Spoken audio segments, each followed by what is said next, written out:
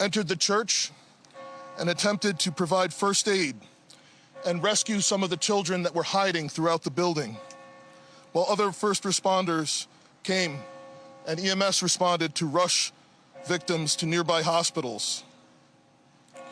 2 young children, ages 8 and 10, were killed where they sat in the pews.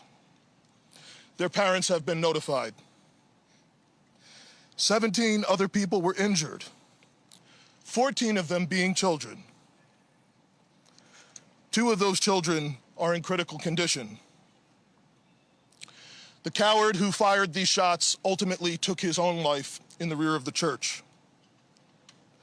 Our hearts are broken for the families who have lost their children, for these young lives that are now fighting to recover, and for our entire community that has been so deeply traumatized by this senseless attack. We will stand together to protect our children, our schools, and our houses of worship. This deliberate act of violence is just a sign of cruelty that is beyond comprehension. Our hearts are broken for everyone that's been affected by this tragedy. As we begin the difficult path of healing, I want the community to know this, that even in the face of such evil, the Minneapolis Police Department and all of our law enforcement partners stand with our community. We stand with these families and with this parish. We will continue to be here for you. With that, the investigation is obviously in its preliminary stages, and I will attempt to take some questions to provide further information. Chief, what can you tell us about the suspect in this case? How old was he? Any kind of motivation? Any notes or any other information that were left behind? So we were looking, the question was, what can be said about the shooter? We believe it is one suspect, a sole shooter. We believe he is deceased. He is in his early 20s, does not have an extensive known criminal history, and we are looking through information left behind to try and determine some type of motive. Yeah. How many kids at the school? How many kids at the school? How many children? I don't have an exact, the question was how many children at the school. There were dozens of children inside the mass at the time. I don't have an exact count. The children have been relocated into the school, which is where their families are reunifying with them. Other than the weapon, Reg. Other than the weapon, was the shooter a student, former student? Was he a former employee? Do we know that? The question was, do we know if if the shooter was a former school employee or a former student? We don't have that information. Did he leave anything behind other than the weapon? There's a vehicle. The question was anything left behind? There's a vehicle that we believe that the suspect used that is being searched, and we will be conducting other searches related to this. Where was it parked? Inside the parking lot here. Yep. There was some neighbors who said that the door to the church had been barricaded. Yep. Is that correct? So the question was, neighbors had said that the door to the church had been barricaded. The shooter approached on one side of the church building, and on that side, at least 2 doors, it appears there had been like a 2x4 placed. So not all of the doors around the building, but on the side where the shooter did fire. And on the outside? On the outside, yes. Were there any explosives that were found? The question was there any explosives? There were reports of that. There were no explosives or improvised devices that we found. I do believe there was one, I guess you would call it a smoke bomb, like not an explosive, but a sort of a firework that would release smoke. And which side of the building? North, south? The side that is closest to us, here, on this side. Yep.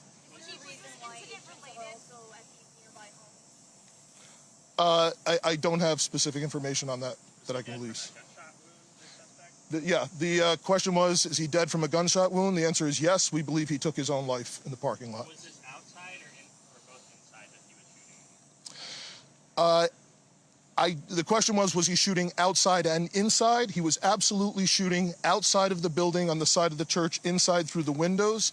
It appears he may have gone inside, but I don't believe we've located any casings inside the building. So I'm not certain if he fired also while inside. It appears, if not all, most of the shooting happened outside the building. Chief, is this shooting related to any other shootings that happened in the last 24 So, hours? yeah, Taylor's asking, is this related to any of the other shootings? This does not appear to be related to any other shooting in the city. Do you know approximately how many rounds were fired? The question was how many rounds? I would say it's in the dozens. We don't have an exact count. There's a sidewalk on the outside as well as a grassy area. So obviously we are going through and taking our time to process the scene. Was he firing just one weapon, like the rifle? The question was he firing one weapon? We believe he had fired all three. He had a rifle, a shotgun, and a pistol. Chief, was this individual licensed to conceal and carry? Did he have any? Were the weapons, was he lawfully carrying the weapons? I don't have that information. And I don't have any information on any significant criminal history either. Was he dressed at all in any tactical type of gear or anything? It appeared he had some black clothing on, his cargo type pants. I guess you could interpret that as, you know, however you like. All right, Yeah. ladies and gentlemen, thank you for helping us to get the information out today. We have a lot No more more work questions? that needs to be done. We will return back later today to provide more details as they become available, and we'll let you know how you can know about that in the moments to come. Thank you. Okay, How can the public help? that's it. Thank you.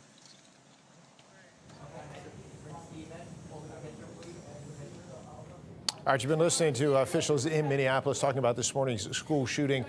We can fill in some of the details there. You just heard Chief O'Hara, the police chief in Minneapolis, describing some of the details as to what happened. The shooting happened about 8:30 this morning in Minnesota time. They are an hour behind us. That'd be about 9:30 here, so about 2.5 hours ago. 17 people injured. 14 of those injured were children. 2 of those children in critical condition, and 2 children, 6 and 8 years old, were killed in this shooting.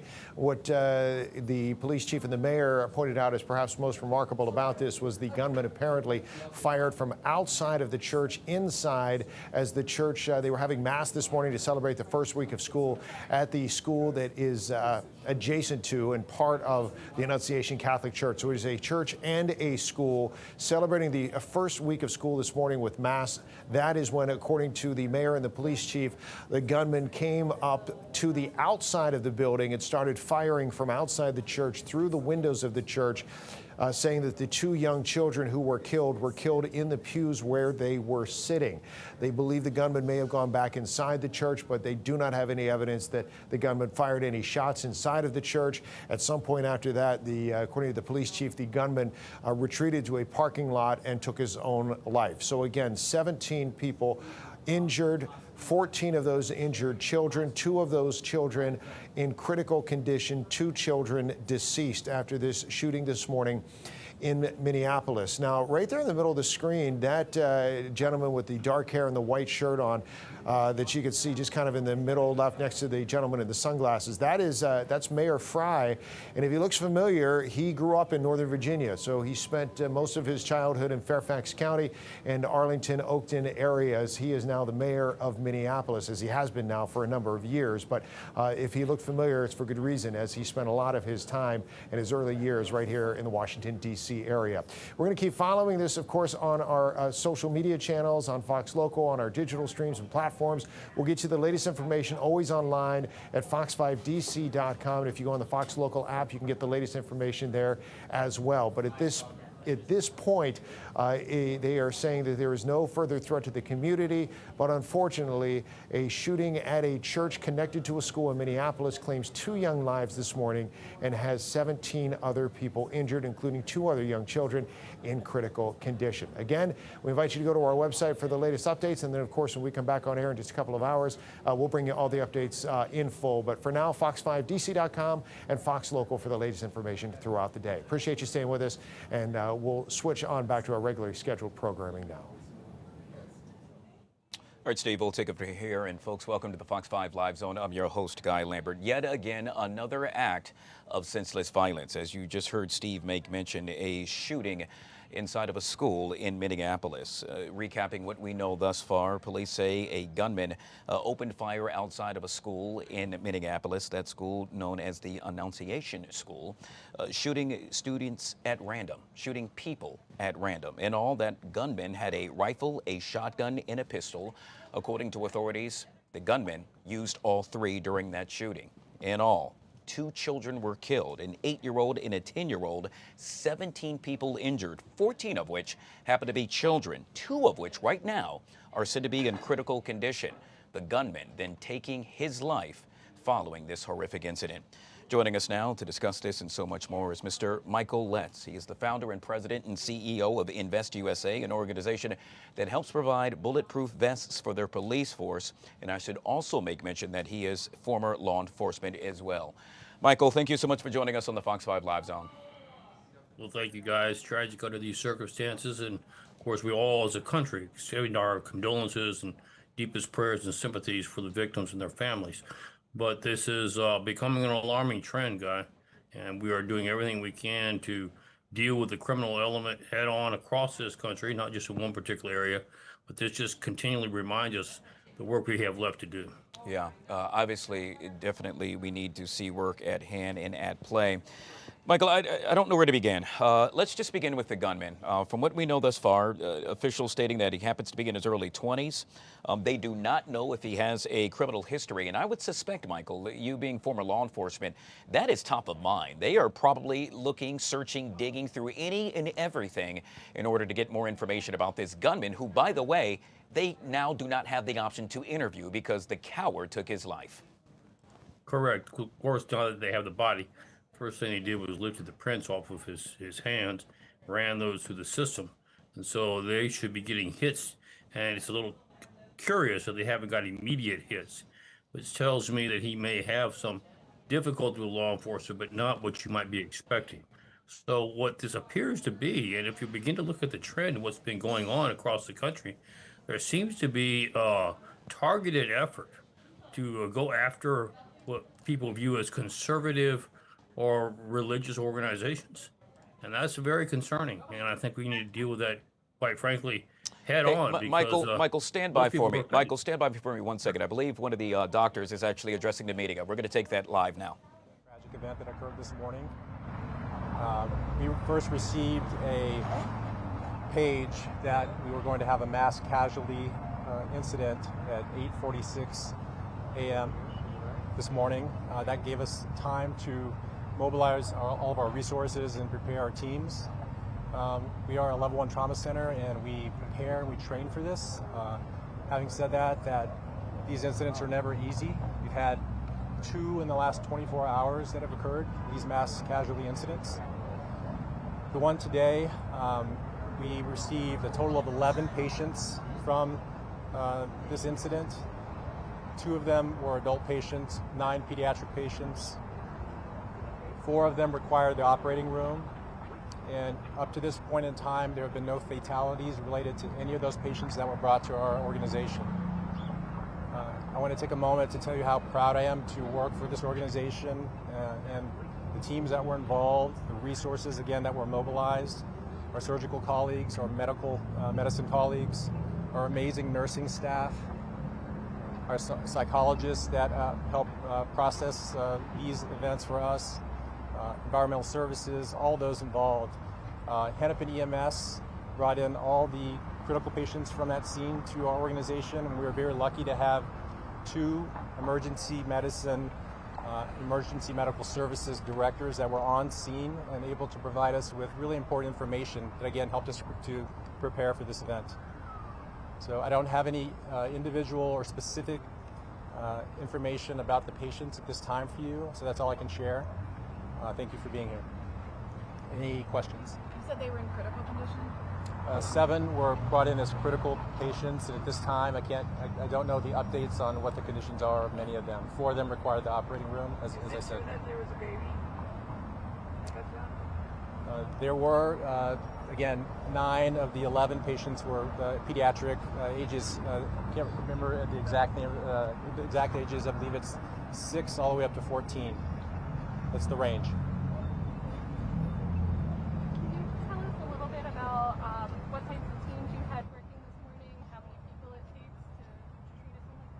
Yeah, whenever that type of a page goes out, again, it really puts into motion a lot of a big response from all of the teams. And so because we're a level 1 trauma center, we have to mobilize certain types of resources like operating rooms and the surgical services. We have to have emergency providers and nurses. We have to mobilize things like the laboratory and the blood bank. So there's a lot of planning, and again, a lot of exercises we do throughout the year to prepare for these events. And unfortunately, we respond to many of them throughout the year. Can you talk about the injuries at all, or any type of what you're seeing here with some of these patients? I can't get into specifics, but we are dealing with gunshot wound injuries from apparently a high-velocity weapon. And gunshot wounds can be very problematic because they can involve multiple body systems. And again, they require a lot of resources to manage. But again, we see a lot of gunshot wounds here at Hennepin Healthcare, and we're among the best in the nation every year at managing penetrating trauma. So we are used to seeing them. Can you tell us where the status of the 11? Are any of them still in surgery? I don't know the status of it. I can't share that with you at this time. Was anyone shot more than one? I can't share that information with you at this time. Can you confirm the families of some of the victims that made their way here? Yeah, we've had quite a bit of effort to stand up a reunification center across the street here in our clinical specialty care building. And so to my knowledge, I believe all or almost all of the families and loved ones have been reunited with patients and know their status. Do you know if anyone is being treated at any other locations? My understanding was we had a lot of the non-critical patients that went to Children's Hospital, and I believe one went to Masonic Children's Hospital as well. I don't know the status of any of those patients. Can you speak to the toll it takes on physicians here who have to handle these types of cases and mass handle the cases within hours? Yeah, it does take a toll. Thank you for asking that. Asking that question. I think. Again, we have psychologists that we have dedicated to our emergency department to help with our providers and our nurses and other workers that manage these types of events. Again, we've had 2 mass casualty events happen in the last 24 hours. I mean, that does take a toll. But we also have to recognize that we are here as a critical resource for our community, and we have to take time to process, the care that we deliver in these situations, and we have to be able to move forward because we are obviously needed. And none of those patients have been discharged? Not to my knowledge. You said there were 11 total, and 9 of them were pediatrics ages 6 to 14, but 7 were in critical condition. Are all of those that are pediatric, those 6 to 14, are all of those in critical condition, or the ones that are older also in critical condition? I don't want to misspeak here. I believe that all of the pediatric patients were the ones that were in a critical condition. Yes. Did I get my numbers right? Saying that? You did. Can you give us your specific title one more time, Doctor? It's Thomas Wyatt, Chair of Emergency Medicine at Hennepin Healthcare. Thank you. Thank you. All right, yet again, that is Dr. Wyatt speaking outside of one of the hospitals where the victims were rushed to following this horrific incident. If you're just joining us, we are recapping the horrendous shooting that took place outside of a Catholic school earlier today. At least 2 children were killed, ages 8 and 10 years old. We can also tell you that 17 were injured, 14 of them said to be children. 2 of them, at last check, said to be in critical condition. According to Dr. Wyatt, he is actually servicing 11 patients, 7 said to be in critical, 4 that needed to have in operation immediately. We're joined yet again by Mr. Michael Letts. He is the founder and president and CEO of Invest USA, an organization that provides thousands of bulletproof vests for their police force, and a former law enforcement official. Michael, I got to tell you, just sitting here listening to the doctor describe what he is going through, that not only is this a day that he won't forget, but quite honestly, there happened to be another mass casualty taking place in Minneapolis earlier yesterday. With regard to the actual gunman and what we know thus far, and he has yet to be identified, said to be in his early 20s, but what we do know is that he had a rifle, a shotgun, and a pistol. Michael, this gunman was more than prepared to carry out this horrendous act. He was determined to accomplish his mission, and his mission was to strike terror in the hearts of Americans and in the hearts of Minneapolisans. He accomplished his mission, and he was well prepared to do so by having a long-range rifle, having the shotgun, and the sidearm.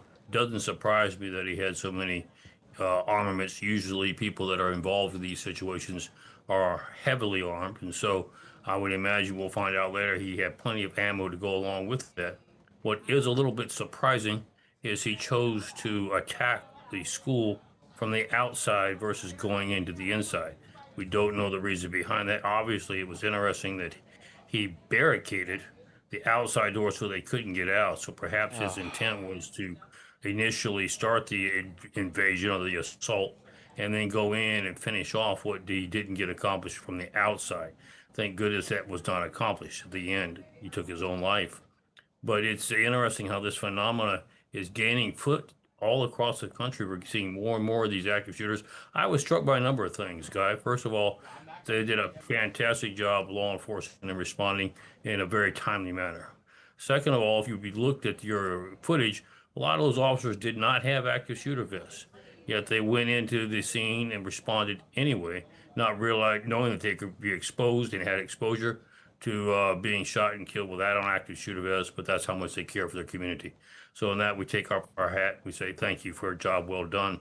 But we also saw the third thing is they had been in the medical side, the EMS side, practicing rapid response. And of course, the same thing has to happen with law enforcement, with our firefighters as well. Constant training and constant programming for our rapid response teams is now becoming the norm. And that's what we're seeing. And you're going to see a lot more of it if we're going to contain this in the near future. Yeah, to your point, to think that this has actually become a thing of the norm is truly troubling. You just touched on this, Michael, and that is preventative measures. Which strategies, if you will, need to be implemented immediately so that, well, quite honestly, we can prevent this from happening yet again?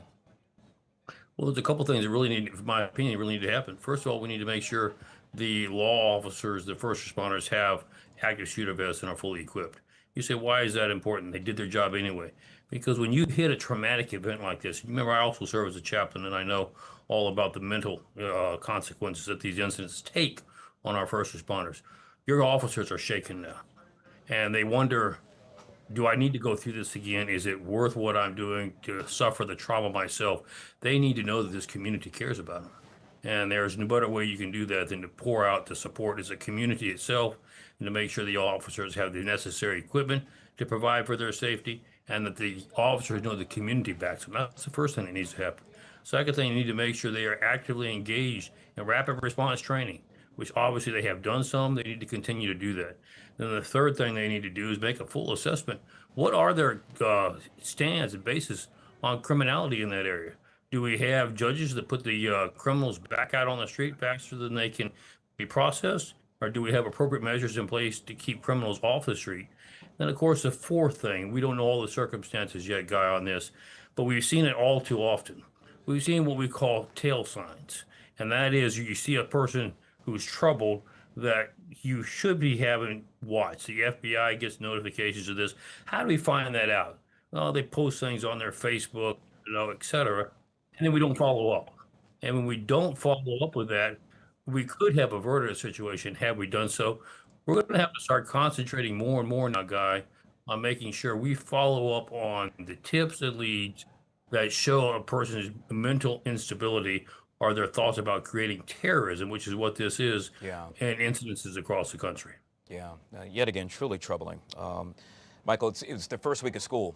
We're talking preschoolers. We're talking kids only in the 8th grade, and they have to deal with this. This is just traumatic and something that will follow them for the rest of their lives. I'm asking you very quickly to switch to your chaplain hat, if you will.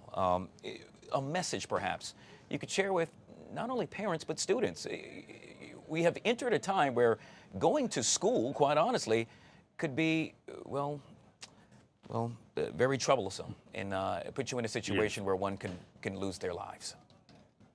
Well, I think the important thing to remember here, and something we've forgotten over the generations, is the value of the principles and values and faith that we possess and we've always had as part of our heritage. We have to rely on that now. We have to use these as opportunities to be able to demonstrate our character. And we're able to see that. I'll guarantee you that when the facts come out, there will have been children that perhaps grabbed another child and pulled them down or tried to get on top of them, tried to protect themselves. And we need to emphasize and praise those who are having values and character taught to them in their homes and other places, and that comes out during times of circumstances like this. And that's a great aspect. Dwell on the positive, not just on the negative of what happened. Yet again, we have been speaking with Mr. Michael Letts, kind enough to join us on the Fox 5 Live Zone. Sir, I truly appreciate your time. Thank you for your insight. Thank you, Guy. God bless you. God bless America. Thank you for what you're doing, and our prayers of a nation go out to Minneapolis at this time. You bet. All right, folks, we'll take a quick break. We'll be right back.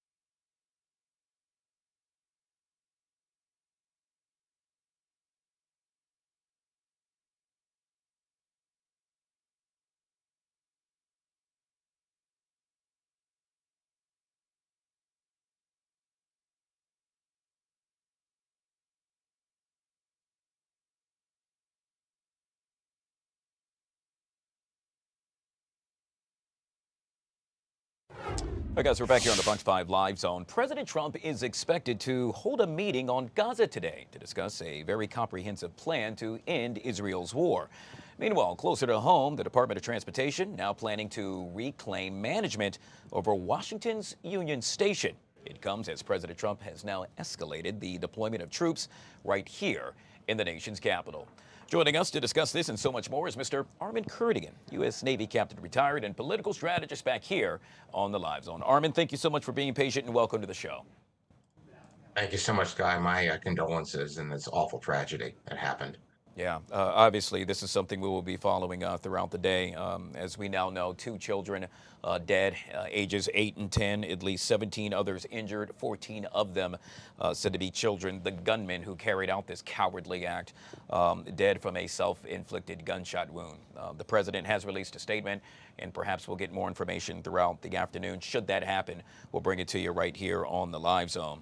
I want to move on to other matters, Armin. In this case, the Department of Transportation now planning to reclaim management over Washington's Union Station. As you heard me make mention, this comes as Trump has escalated the deployment of troops right here in the nation's capital. Your take on this? Washington's Union Station is really nice to look at and walk through. I've gone through it many, many times. But the structure is suffering from some inherent issues with elevators, the roof, lighting, power. It's aging, and they're trying to update it, they're trying to improve it, but there are some serious issues. I think it'd be interesting to see that if you took it out of government ownership, put it into for-profit, and see if a for-profit organization could actually do it, and then lease out the space to Amtrak and other government locations. I mean, I've traveled on those trains, and they are full. Amtrak probably has room to raise their rates somewhat, and they're also releasing a brand new Acela high-speed rail train different from the California high-speed rail train, but it's cutting 15 to 20 minutes off a trip between Washington, D.C. and New York. So a lot of positive can definitely come out of this. Armin, I'm playing devil's advocate here, and I'm somewhat curious because those who, the president's critics, if you will, have stated that he is really meddling with matters that aren't necessarily presidential. We know the other day, while making mention of Washington, D.C. being a rat city, the president then stated that, well, quote, we will get rid of the rats in D.C. as well, something you wouldn't typically think you would hear from the president of the United States.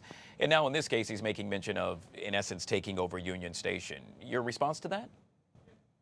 He has very great concern for the image of Washington, D.C. as basically the gateway to the United States, as the capital of the most powerful nation in the world. So you can understand if he wants to take a lot of pride in reducing crime, improving the infrastructure, making it a place that's pretty, making it a place that people don't complain about, making it a location that brings the rest of the world. There's a lot of places of tourism, encouraging tourism in that sense, and also facilitating the transportation in and out of Washington, D.C., whether that's air, whether that's rail, or whether that's ship. So I can understand that maybe some of the critics might complain about it, but as somebody who has traveled to Washington, D.C. dozens of times for work, I think that a lot of positive can come out of this, and I think it's a good idea. Let's move on to international affairs. In this case, the president expected to hold a meeting later today on Gaza to discuss, quote, a very comprehensive plan to end Israel's war. Armin, we have been talking about this for quite some time. Will he get this done? I think he has a better chance, relatively speaking, of bringing an end to the war in Gaza than he does to the one between Russia and Ukraine, at least given the current attack that he's taking. The Arab League in July, just a few weeks ago, actually united, all 22 countries came together and condemned Hamas's attacks against Israel, which is something that's very unprecedented for them to do that.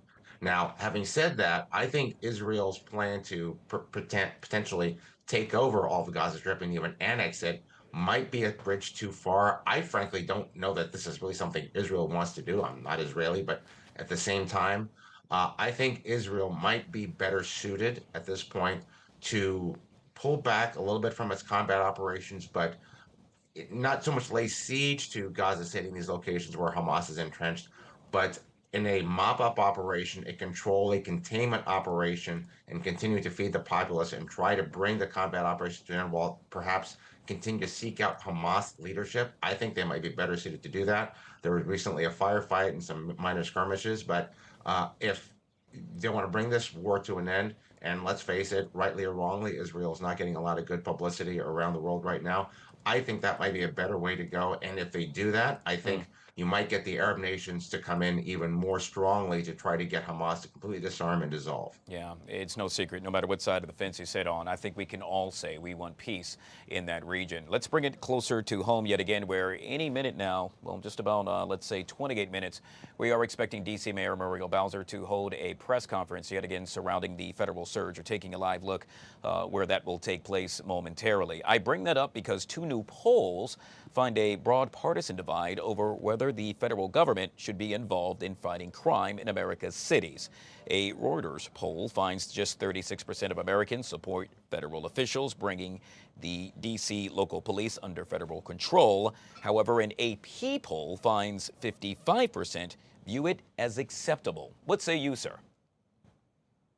It's amazing the results you can get from a poll by manipulating the wording that actually goes into it. I think this kind of goes back to the first topic that we talked about. Donald Trump wants the nation's capital to be safe, but more broadly, he wants all the nation's populous cities to be safe. And let's be honest. A lot of these big cities with blue mayors have higher crime problems than a lot of these big cities that have, Republican mayors. So you talk to the cops in those cities who feel abandoned, who feel like these mayors are leaving them behind, defund the police, not prosecuting crime, arresting people, seeing them back out on the street in the afternoon. I mean, it's even happened sometimes here in San Diego County, although not as much. We're fortunate to have a very good district attorney here, despite some blue mayors we have in the county. So I think in general, lowering crime is a good thing. Taking the burden off of the police to let the police actually do those law enforcement operations, while the National Guard conducts other operations to protect federal buildings, or in the case of Washington, D.C., actually helping support law enforcement, enforce the laws. We've seen, for at least 12 days, there were no homicides in Washington, D.C., and that's frankly a good thing. And I find it very surprising that a lot of folks on the left are complaining about reducing crime. Yeah, to your point, we do know that one fatality or murder, if you will, at least an investigation has occurred. That happening on the 13th day, to my understanding, a father of two, and that the investigation continues at this very moment. We were just making mention of what's taking place in D.C. Let's move right up the road to Maryland, where a federal judge now planning to have the Trump administration testify in early October about the government's efforts to redeport Kilmar Abrego Garcia, and is also prohibiting his removal from the U.S. for several more weeks. Clearly, this is a win for Abrego Garcia. It is a temporary win. I find it very hard to believe. I'm not a legal expert, but I don't know what authority a judge has to prevent the federal government from deporting an illegal alien criminal, that they have a right. It is an administrative procedure to remove someone from the country because of illegal status. Criminal status, criminal prosecution is a due process issue. Illegal immigration, illegal status is an administrative issue. So I would be very shocked if the administration would comply with a law like this, an order like this. And frankly, I think they're going to appeal it or just completely ignore it. I just don't see what right they have to actually do it. I'm just continuously surprised that this is a cross that the Democrats continue to want to die on in terms of defending a lot of these, human traffickers, rapists, murderers, and other criminals that are within this country, and trying to defend them. I understand that perhaps those who come to this country and haven't committed any crimes, maybe there's something that can be done there. But for trying to defend these criminals, it just boggles the mind. We'll end with this, Armin, and that is the director of the White House National Economic Council telling reporters today that President Trump absolutely has the authority to dismiss Federal Reserve Governor Lisa Cook because of allegations surrounding mortgage fraud. Now, she has vowed to stay in her position. The question is, do you think this is going to end up in the Supreme Court? I really don't know. I mean, presidents have had board governors fired before, had them actually removed. There are some issues here with Lisa Cook. We'll see if they are substantive enough to actually stand up. Donald Trump is very solid in terms of wanting to get interest rates down. He's put a lot of pressure on the Federal Reserve to do that. That is something that is not necessarily precedented. You'll have maybe some comments, but Donald Trump has taken it to a new level. You may not like the Federal Reserve, the Board of Governors, or their independence. So this is a very interesting dynamic to see what's actually going to come out of this. Ultimately, I think interest rates are going to come down, but Jay Powell has stood very, very firm in what his path is towards doing it. Presidents get to appoint Fed governors.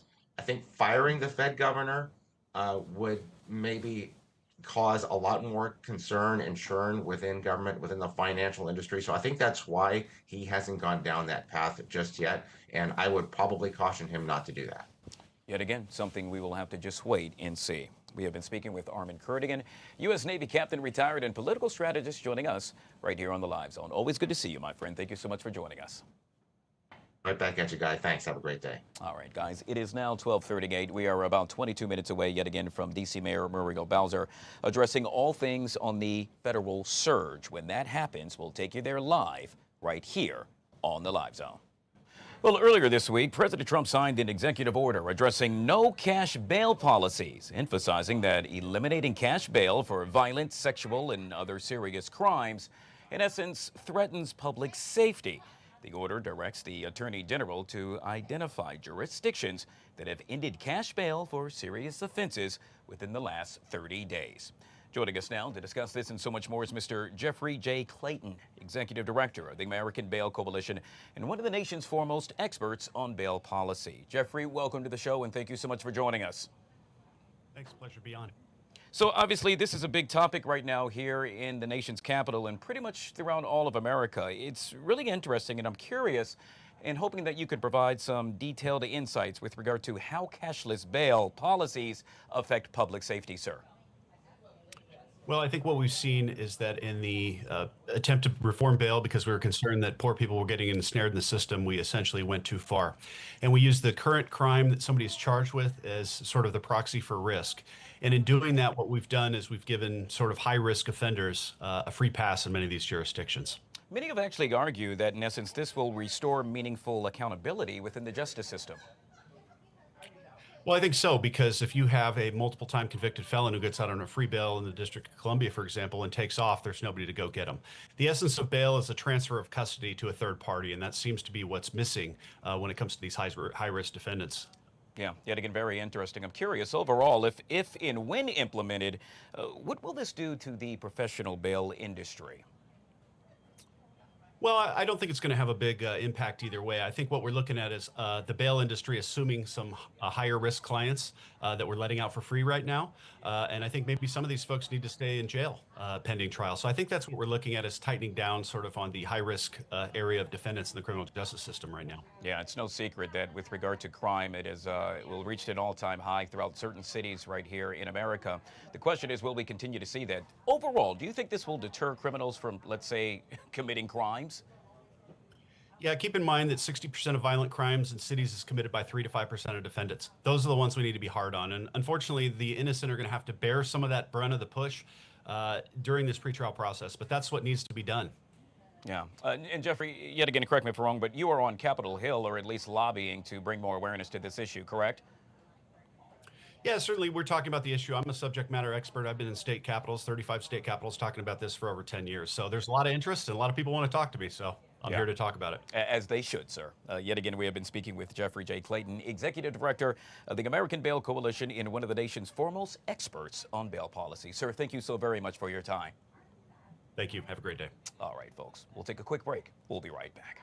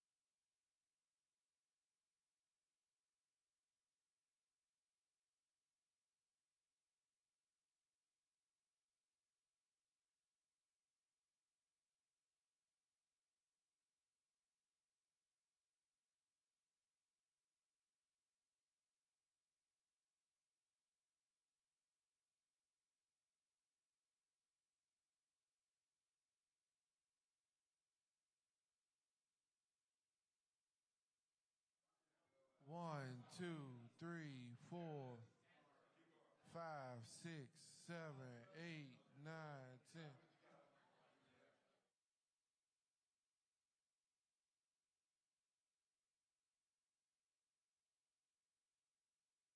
All right, guys, back here on the Fox 5 Live Zone. Well, this afternoon, we take a deep dive into a topic that affects our society at its core: criminal justice reform.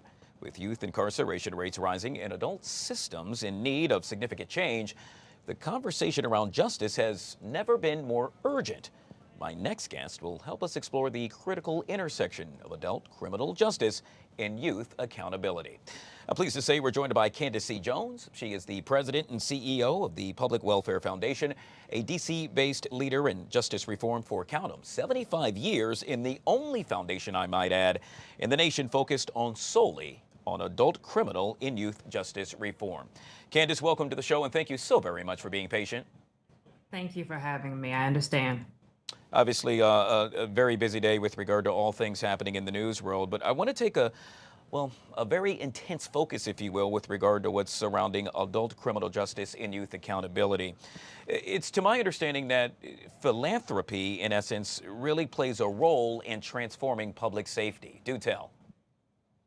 Philanthropy is a fancy way of saying they're organizations that give money to other groups that do good work. All across the country, we take responsibility for giving money and resources to organizations who are trying to innovate and really understand what works on this issue. It's our responsibility to seed innovation, to offer research, and then do storytelling about what really makes us safe in communities so that we can advance our thinking and do what everyone wants us to do, which is ensure that communities are indeed safe. It's very important that we do that not with a blunt instrument, but with a scalpel.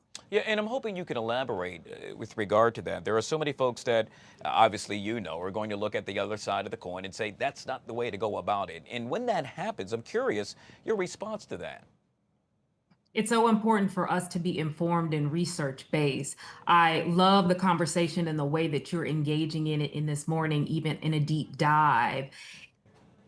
We need to look at what's really happening in cities right now. We are enjoying in some of the cities that we've been talking about historic lows in crime. And one of the things that has been responsible for that is a broader continuum of care to respond to crime. So having targeted law enforcement, but also having organizations that are on the ground to prevent crime and refer individuals to the services that they need. We need to make sure that we're using all the tools in our toolbox because every issue is not a nail, so we cannot always respond with a hammer. And really having that kind of informed research and response is going to be critical to make sure that communities get what they actually need. Yeah, and to that point, Candace, correct me if I'm wrong, but it all starts at home. And not only that, but with your neighbors as well. What am I getting at? Hyper-local. That is oh so important.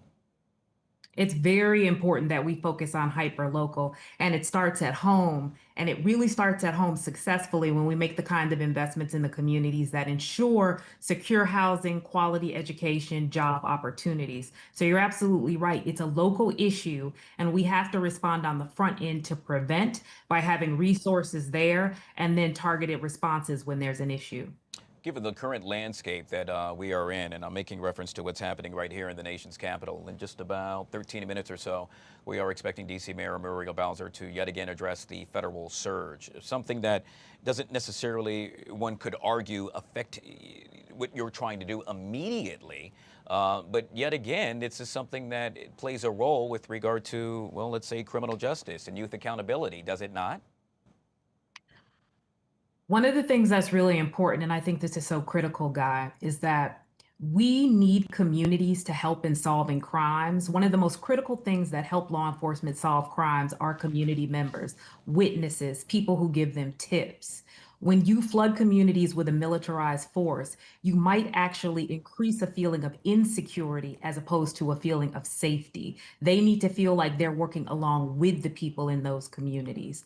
And so what's happening right now is political theater. It is not about achieving safety. It'll be so important for us to remember that targeted law enforcement is how we solve crimes, and we do that alongside the communities so they cannot feel like they're being occupied. Well said. Yet again, we have been speaking with Candace C. Jones. She is the president and CEO of the Public Welfare Foundation. Candace, folks want to find out more information about you and or the foundation. How would one go about to do so? They should follow us at Public Welfare. They can learn a lot more about the organizations that we give to and also decide if they want to support those organizations as well. Good stuff. Candace, thanks again. I truly appreciate you being patient and joining us. Thank you. Take care. You bet. All right, folks, we'll take a quick break. This is the Fox 5 Live Zone.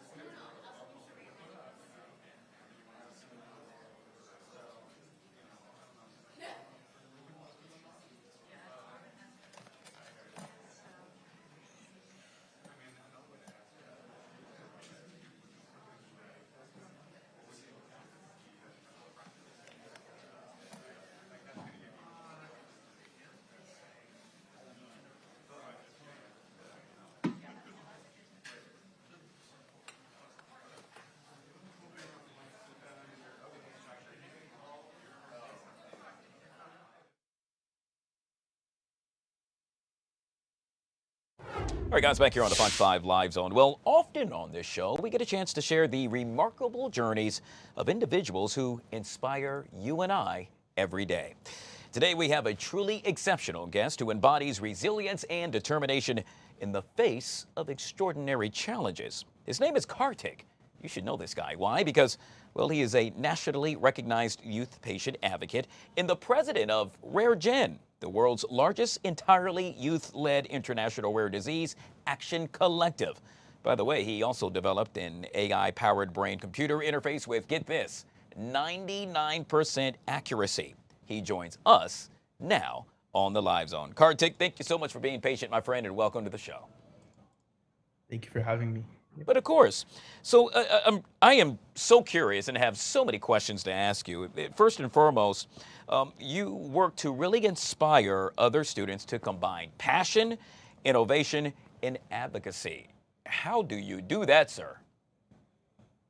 So I think that, naturally my advocacy started from my personal experiences having 2 rare diseases. And, looking back to 2020, when I was diagnosed with both of my rare diseases, there weren't many resources because it was the onslaught of the COVID pandemic, and everyone was quarantined at home.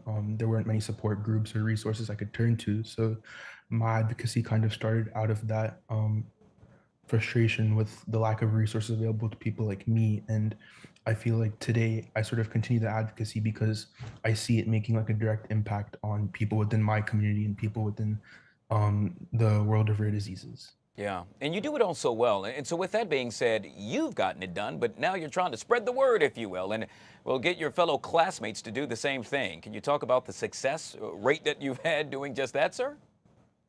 Yeah, so what I've seen as a current high school student is that most of the people within my classroom, my fellow peers, are natural leaders, especially in the DMV area where a lot of us are engaged in sort of political advocacy. We're very close to Capitol Hill.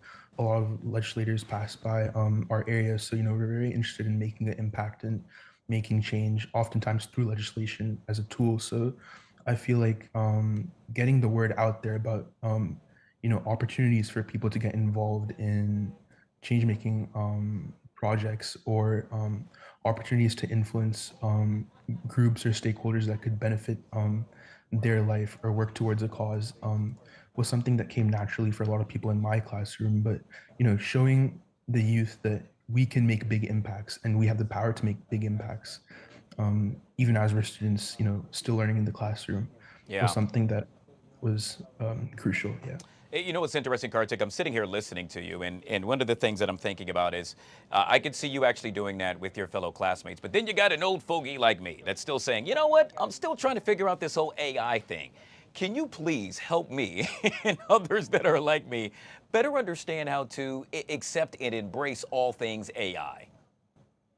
Yeah, so a lot of people are naturally sort of distrusting of AI because there's a lack of transparency around how AI works, what we feed into it, and how it's getting the decisions that come out of it, as well as how we're regulating it. But I feel like what a lot of people have to understand, especially in the older generation, is that before AI, there were a lot of things that just weren't possible. Like for rare diseases within my own space, it was really difficult to get, sort of treatments or tools to help diagnose our causes or even figure out what the root cause was for some of the disorders that we face on a daily basis. So even though there are some negatives to AI, it's really important to recognize that there's been a large social benefit for people across the spectrum of like diseases who benefit from this on a daily basis. And I'd also want to stress that there's a larger effort to make these AI models transparent. And if you look at some of my recent papers in the rare disease space with AI, I've been making specific sections on the transparency of these models so people can better understand it. And I think looking into this sort of research that shapes the AI everyone uses on a daily basis is really useful and can make people more trusting of AI. Which, Kartik, will end with this. That is so important, and that's why perhaps one should start young, something that you say, well, that quite honestly is the key to getting it done. Yeah, I think that starting young has the potential to, catalyze change for the future because that's when we're Our heads filled with ideas. We're going through the early stages of life. We're figuring out, what causes we actually care about, and we have a lot of people to learn around us at school. Like naturally, our schools are very diverse in the DMV area, especially. So we have a lot to learn from our peers, and that constantly shapes, the sort of advocacy work that we're doing, on a daily basis. Kartik, folks that want to find out more information about you, how would one go about to do so, my friend? So you can email me at karthik@raregen.org, or you can go to www.raregen.org. Very good. Truly appreciate your time, and thank you so much for joining us right here on the Fox 5 Live Zone. All right, guys, we're about 4 minutes away from the top of the hour. Yet again, we are expecting a press conference to get underway with D.C. Mayor Muriel Bowser addressing all things with regard to the federal surge. In the meantime, we'll take it to Maryland, where, well, quite honestly, they started school when? Yesterday. Yes, all the kiddos went back to school in Prince George's County. And, well, there was no one that was so happy to support them and parents going back than my friend, Prince George's County Councilmember Wanika Fisher, joining us right here on the Live Zone. Ms. Fisher, always good to see you, and welcome back to the show. Thank you so much, Guy. It's so great to be here with you. I got to tell you, it's great to have you. We're going to talk about Prince George's County in just a second, but as an official and one that loves all things with regard to children, I was hoping to get your response with regard to the horrific incident that took place in Minneapolis earlier today, where we now know that 2 children ages 8 and 10 were killed, at least 17 injured, 14 of them happen to be children. The gunman then, or coward I should say, then taking his life with a self-inflicted gunshot wound. Ms. Fisher, you were out and about yesterday when school happened to be starting. You were with parents, and now parents today in Minneapolis, at least 2 of them, no longer have a child to come home. I mean, that kind of heartbreak is unimaginable. Our children's safety is one of my top priorities on the council and as the next state's attorney. And I have to tell you that the statistics around children dying at the hands of guns in our country is unbelievable. More than any other statistic we have, and it's just catastrophic. And I know parents are worried, not just in Minneapolis but around the country as kids go back to school. There are a lot of measures that we've taken place with our special officers in PGCPS and with metal detectors and other things like that and drills. But it is that kind of pain of losing your child to a murderer is just something that I don't think anyone can really speak to, that kind of loss. Yeah, yet again, our condolences going out to the families of those who lost their children during that horrific act that took place earlier today. Bringing it back home to Prince George's County, yesterday you were not only, well, you were a busy bee, as they like to say. You were at several schools welcoming the kiddos back. Do tell. It was amazing. I started my morning at Langley Park Elementary School with our new chief of police, Chief Nader. And it was so important. I represent the largest immigrant and Latino community here in actually the entire state of Maryland. And it was important to show that we were there to support and with safety, with everything going on with ICE and the federalization of the DMV. It was really important for us local officials to be there to support my parents and support my little ones. They were just so cute and so excited. I was able to also make it to Crossland High School in the middle of the county. They're doing amazing things. We got to be with our high school students as they are really excited about the future and their extracurricular, their CT focus and mechanics and technology was amazing. So it was a great day to be in the county, to welcome our kids back and to know that, our children do best when they're in school. Right. So everything that we can do to get them in school is our priority. Speaking of priority, and you touched on this, Ms. Fisher, and that is all things with regard to what's happening right over the line in Washington, D.C., the federal surge, if you will. You made mention of ICE, and I cannot tell you how big of a concern, obviously, perhaps more than I do, that is for so many parents that are so concerned to even walk out of the home, perhaps take their child to school. Perhaps some words of comfort you can offer them? I think what we have to do is be as prepared as we can. We can only control what is in our ability to do so. So I've been encouraging my parents. I have a lot of families that have mixed status parents or are undocumented or what have you. And it's like, to know that you have a plan. If something does happen to you, you know who's going to pick your child up from school. There's a family member with status that has access to your bank accounts to help pay for an attorney to help in the process. So I think it's about being prepared and also knowing your rights, right? If you're in a building, they still need a warrant, right? And also to just affirm that Prince George's County Police Department does not work hand in hand in ICE at all. We do not do that in our county, but at the same time, we can't control when federal agents come into our county. So I think it's all about communication and preparedness, and I think that helps people relieve the anxiety. You know, if you are worried about your status, who will be in charge of your children if something happens to you or you become detained? Those are the things in being prepared. I actually have a video coming out to my community so that they can understand how to.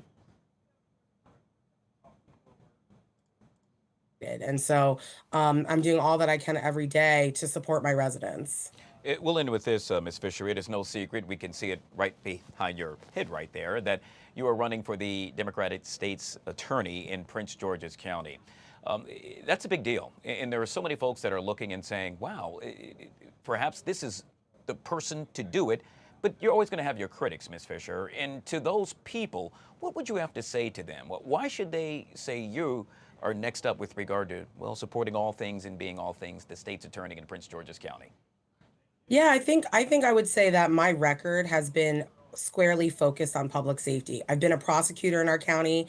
I've been in our House Judiciary Committee writing police reform, creating our labor trafficking statute. I've led our Health and Human Services and Public Safety Committee here on the council. So that's every law enforcement budget from Prince George's Police Department to our sheriff to corrections. I've been in every aspect of public safety, rewrote our gang to now our criminal organization statute for the state of Maryland. Keeping Prince Georgians safe is what I am focused on every single day. And being our top prosecutor, I will continue to do that every day. And for people that commit crimes in our county, there is nowhere you will go that I will not find you and hold you accountable to justice and to my residents and to victims. And for people that have been behind bars for some time, I also would be looking at things in the past that maybe weren't fair, that maybe there was no evidence for, and to see if there are second chances available. So I think that I'm the person to do it and to be the new generation of what leadership and public safety looks like in Prince George's County. Ms. Juanica Fisher, yet again Prince George's County Council, and running for state's attorney in Prince George's County. Thank you so very much for your time, ma'am. Truly appreciate you. Thank you, Guy, for having me. Very good. All right, folks, we'll take a quick break. We'll be right back.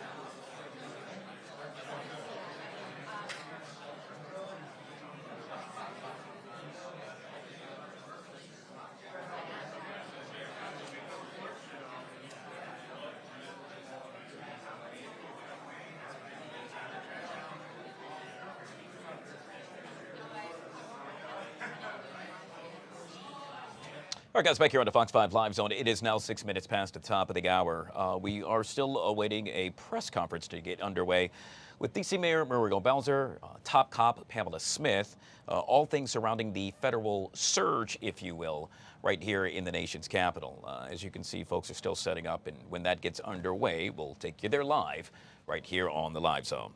Now the latest on Kilmar Abrego Garcia, who is now seeking asylum right here in the U.S. amid attempts by the Trump administration to deport him to the East African nation of Uganda.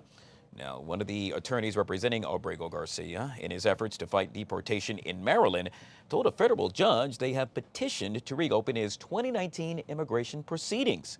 Now, an immigration judge previously found that he was deportable, but granted a withholding of removal to his home country of El Salvador. Earlier today, a federal judge made it clear that they want the Trump administration to testify in early October about the government's efforts to redeport him and is prohibiting his removal from the U.S. for several more weeks. Joining us now to discuss this and so much more is Madeline Somerville, trial attorney back here on the Live Zone. Madeline, always good to see you. Welcome back to the show. Hey, Guy, good to see you too. Thanks for having me. Yeah, but of course, I got to tell you, there was a lot to digest there. It's as if every day you have to keep up. And in this case, we now know, as you heard me just make mention, I would say the big story of the day is the federal judge making it clear that, well, they want the Trump administration to testify. Not only that, but Abrego Garcia has to stay put for now. Yeah, it's interesting, actually. So the judge originally was going to keep Abrego Garcia incarcerated because she didn't trust that the government wasn't going to deport him. The interesting thing here, actually, because we don't know what's going to happen next, it's very likely that the government will come in and deport him before there's a chance to do anything, like prove that he actually was engaged in human smuggling or child pornography or whatever that horrible list of crimes is that there's no evidence for, right? So then they would have to go to court and prove all those things. My guess is he's going to get deported before they get a chance to do that. But I think here the greater narrative ends up being that, you know, we have a problem with crime that we're dealing with, just like we had that horrible tragedy that's happened today, right? And then we have people who may or may not be innocent of certain crimes. And so it's such a difficult narrative for Americans to have to navigate here because there's so much politics involved. Yeah, but yet again, you just made mention of navigating, and well, quite honestly, if I didn't have my notes in front of me, I would be lost, Madeline. I mean, I guess me too. The next question is, they say no question is a dumb question, but have we ever seen anything of the like before? That is not a dumb question, and I am one of those people that also says there's no such thing as a dumb question. No, we haven't. And that's actually a great question because now I can tell you about the role of the Supreme Court, right? So the Supreme Court, actually, their role is to deal with cases that have never been dealt with before. Their job is to only take up cases, right? Because you have to petition to go to the Supreme Court. You are only going to take up that case if this particular issue has never been decided. It's literally unprecedented, so they can create precedent. So that's how our legal system works. And because there isn't precedence for this, I felt less bad about saying I don't know what's going to happen next because I hate not giving viewers answers when I saw Abrego Garcia's attorneys themselves say I don't know what's going to happen next. Yeah, you heard me make mention of the word asylum, and so I know you said you don't know what's going to happen next, but the chances of that happening, that's what we should probably address. Yeah, that one's a really tough one because it's so political, and judges suffer from political issues as well. The thing that frustrates me here is, from a completely nonpartisan perspective, I wish that Trump would just once give credit to a judge that he disagreed with, just so we could know that, you know, he's still taking it seriously and not just disagreeing with somebody that's not on his side. But I think that here, if this particular judge says that, you know, he would be granted asylum, I think Trump would take that as a personal affront and it would end up discrediting that judge. So then that judge has to think about, okay, what am I going to deal with the backlash depending on what I decide here. Now, the original case when he came over, right, I think a judge has already decided that his case was legitimate in terms of not being able to go back to El Salvador, right? They decided that it was dangerous enough for him to not be able to go back there. That's pretty good evidence to use in his follow-up case to say, I was legitimately leaving because there was danger. So, but I do think that he's going to end up being deported before he gets a chance to try any of those things. Yet again, we also learned earlier today that that judge has now asked the Trump administration to testify in early October. So, Madeline, with regard to testifying, what exactly will they testify about? My understanding of what they'll testify about is about what steps they've taken in order to interview him. So in this process, right, the judge has instructed a bunch of different things. And that happened as well in previous cases where the judges have said, like, for example, when he went to CCOT, the judge in that case said, turn the plane around and bring it back. And they didn't, even though they had the opportunity to. And so I think this judge is learning from that case and saying, I need you to make a record of everything that you're doing so that we know that you are not taking matters into your own hands. The problem is that there's checks and balances, right? So the president has authority, but he's not the head of the judiciary. He's the head of the executive branch. So the judiciary serves as a check, and even if they're Trump officials, they still have to follow the rules. So when this judge says, you need to interview this person to see whether or not his asylum claim is real, to see whether or not it merits a trial on the human smuggling, on all of these extras that they've thrown in there, that she's afraid that they won't do it. And so she's covering her bases to make sure that that's done. As they say, yet again, the saga continues. And in this case, it continues for quite some time. We've been speaking for Madeline Somerville, yet again, trial attorney, criminal attorney, both of which kind enough to join us right here on the Live Zone. I truly appreciate your time, Madeline. Thank you. You too, Guy. Thanks so much. You bet. All right, folks, we'll take a quick break and we'll be right back.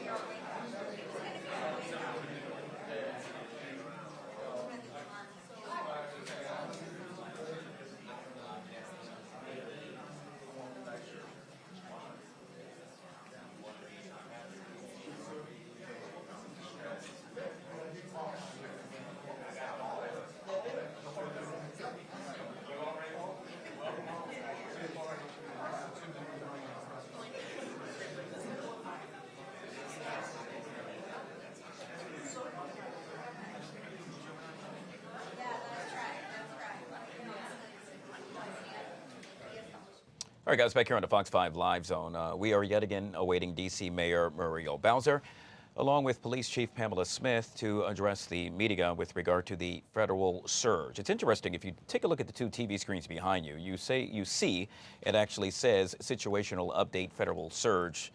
We know that a number of critics, if you will, have dubbed it a federal takeover, to which the mayor has been adamant that that is not the case. We are expecting them to make their way to the podium, if you will, the table right there with the several microphones. We got the 2-minute warning probably about a minute ago, so they should be making their way out.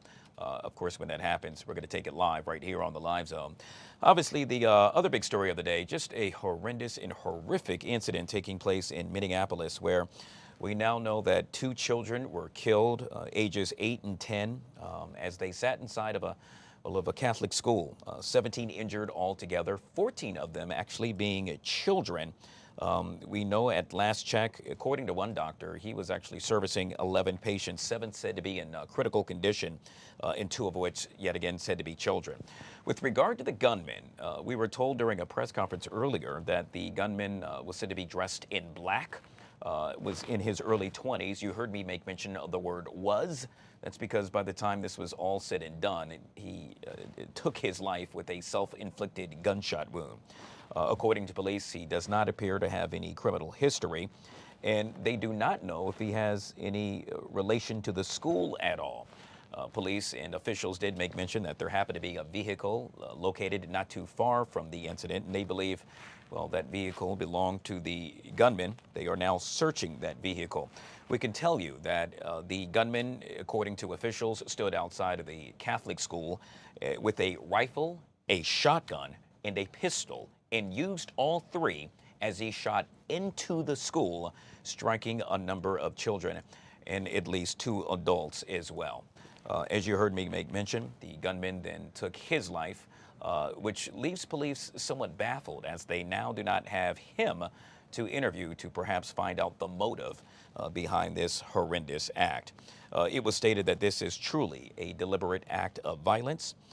We also know that at one point, according to officials, it appears as though that he barricaded the doors, meaning that once he started shooting, people were not able, at least on the side he happened to be on, to exit from that Catholic school and or church as the kids were in the middle of Mass. Just a horrific incident during the first week of school in Minneapolis. We are awaiting yet again another press conference, probably to get underway sometime later on this afternoon. And when that happens, obviously we'll have continuous coverage right here on Fox 5.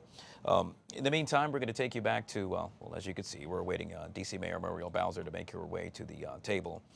So it's the federal surge and the takeover in a major way. We know that yesterday during a press conference, or as the president sat down during his cabinet meeting, if you will, the president using the rhetoric with regard to capital punishment, stating that, well, if he has it his way, if someone commits murder right here in the nation's capital, well, quite honestly, he wants them to face the death penalty.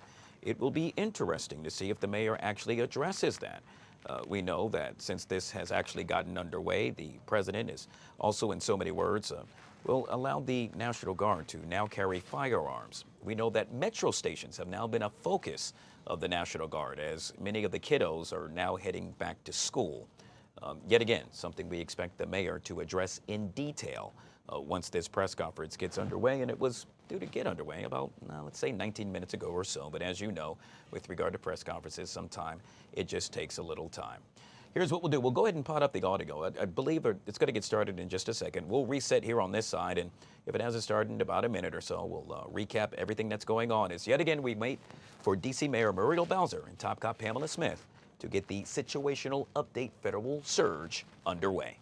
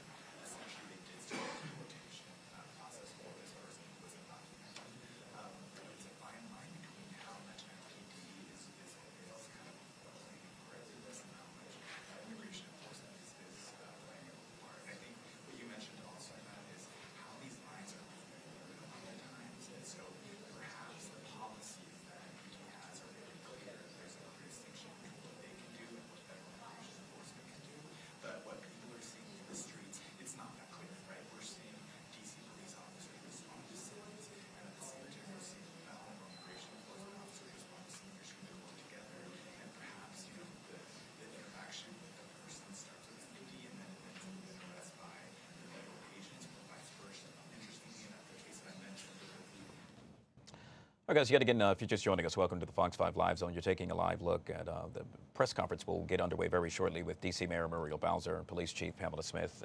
They will be flanked by a number of other officials as well, all surrounding the federal surge that's taking place right here in the nation's capital. We can tell you that yesterday, congressional member Congresswoman Eleanor Holmes Norton actually put forth legislation so that some of the National Guard, if not all, would be required to wear body cameras in essence, while here in the nation's capital. We are also getting word, according to an AP report, that several D.C. police commanders state that, well, the influx of the National Guard right here in the nation's capital happens to be alienating the population. It will be really interesting to see if the mayor addresses that, and or Police Chief Pamela Smith, once again, when they make their way to that table. And then there's the business of crime stats. We know that the Trump administration has stated in so many words that, well, there is funny business, if you will, surrounding the crime stats, that they have been manipulated. We know that 2 investigations are currently underway, one by the Department of Justice, the other a congressional investigation to which a Republican Oversight House Committee looking into just that. We do know that one police commander, in essence, was excused, if you will, after he or she was caught doing just that. The question is, did it happen more than once? Is it happening, and will it continue to happen? All of which we expect to be addressed yet again when D.C. Mayor Muriel Bowser and Top Cop Pamela Smith make their way to that table. We'll go ahead and take another live look in. This is the Fox 5 Live Zone.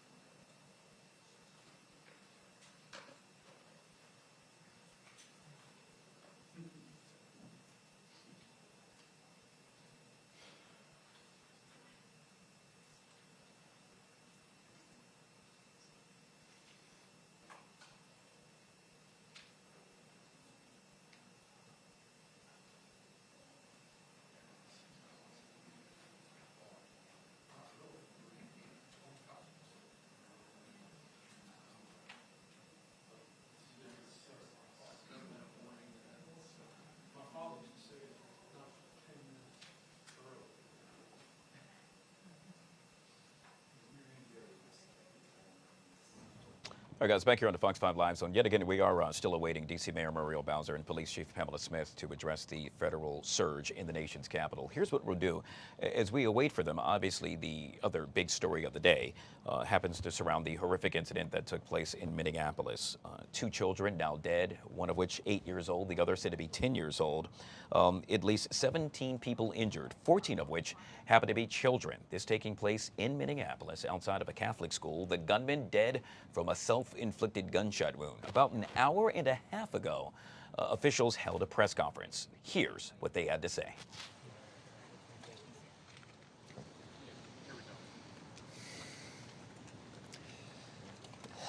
There are no words that can capture the horror and the evil of this unspeakable act.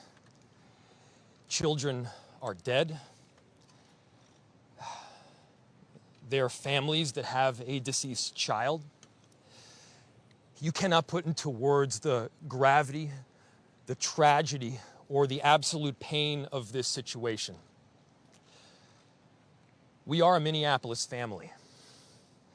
But to everybody out there, do not think of these as just somebody else's kids. Those families are suffering immense pain right now. Think of this as if it were your own. Every one of us needs to be wrapping our arms around these families, giving them every ounce that we can muster. These were Minneapolis families. These were American families. And the amount of pain that they are suffering right now is extraordinary. And don't just say this is about thoughts and prayers right now. These kids were literally praying. It was the first week of school. They were in a church. These are kids that should be learning with their friends. They should be playing on the playground. They should be able to go to school or church in peace without the fear or risk of violence, and their parents should have the same kind of assurance. These are the sort of basic assurances that every family should have, every step of the day, regardless of where they are in our country.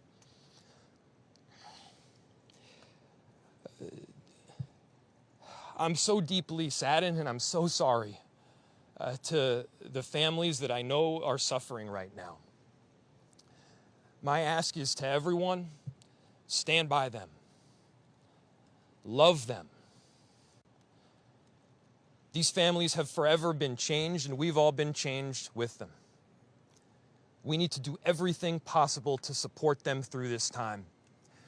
We have a family resource center that has been set up. I'm grateful for all of the law enforcement agencies from a number of different jurisdictions, all the different departmental support that we've received. They're going to be working tirelessly. There's also a family resource center that is being set up as we speak to make sure that we're there for everybody.